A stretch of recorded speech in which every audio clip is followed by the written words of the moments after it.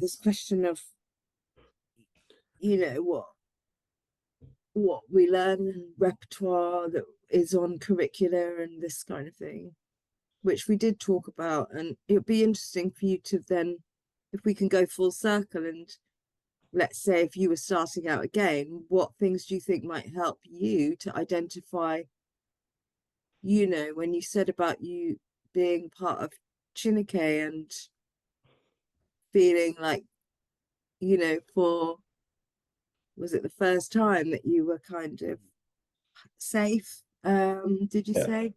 Um, and it feels a little bit of a shame that you didn't feel that before, or maybe in a Mhm. different way, and that you had never known that environment until that point. And so moving back to sort of that idea of accessibility, and if you were to kind of give advice, but what environment do you think, if you were when you were sort of 6 or 7 or 8, do you think would be conducive for that to be accessible for Yeah. uh yeah. I think, I mean, this is a big issue that everyone is fully aware of, and it's the how music as a whole is sort of treated and seen through educate, through school time, and you know the sort of notion that it's sort of an extra bit that you do on the side, but you don't need it, you'll be fine without it, sort of thing. And I think as soon as you make something an extra, and obviously you're most of the time you're having to pay on top of it, then the sort of truth is that um, a lot of children who are from ethnically diverse backgrounds are normally also from sort of low income families, and um, the hard truth is that a lot of their parents can't afford for them to be picking up an instrument, or may see it as sort of an unnecessary expense, because I don't think there's much awareness of how it can become a stable career, in the same way that being particularly good at a STEM subject can lead you to a stable career, but so can being proficient on an instrument, or if you're involved in music. Mm. So obviously that's an important thing. But then what I found later on, especially when I actually started at conservatoire, was you are normally, I say this a lot, but one of the first things we were told in my first ever lecture was, so this was literally day one, sat down, feeling quite nervous. And we were told, look, guys, I'm really sorry, but this course, because it was a history of music module, this module is mainly filled of history and music of dead white men, because there's just not really much notable to talk about from anyone else. And I remember at that point thinking, well, I'm just a sort of naive first year, so I'm sure that what they're saying is right. So I just sort of accepted that that was the case, and sort of got over it, sort of thing. And then actually it was joining Chineke that I was then sort of like, oh, that was just a lie, really. There's this whole wealth of repertoire that not only are people who look like me being deprived from, but everyone's being deprived from, regardless of their ethnicity or their background. It's still fantastic music.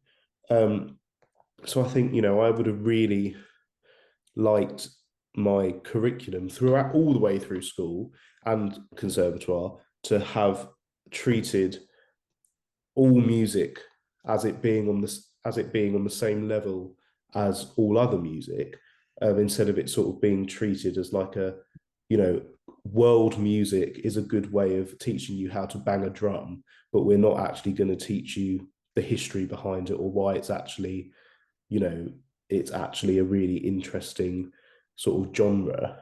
And that's still something that annoys me now. I feel like in school especially, you sort of there'll be a sort of class set of djembe drums that you get out to sort of let some 8-year-olds whack them sort of with very sort of little direction. And while it's extremely fun, it's sort of, if that then only ever happens, then you sort of naturally think, oh well, that instrument and everything that is connected to it is obviously just a good way of teaching children how to have basic rhythm, but it's not something that I need to sort of treat with any respect. And I think that carries all the way through. And when you get to a point where you are interested in it, maybe later on, sort of during sort of higher education, for example, you face a sort of quite a bit of backlash of people thinking that you're like, why are you giving that genre of music any time? Like, and I know that it's not seen to be that important, which is obviously really difficult, and you have to have a lot of sort of like respect for yourself, that like that mindset is just sort of not based on any truth. And yeah, so I think that would have been, that I think that would make everybody's outlook on music as a whole very different.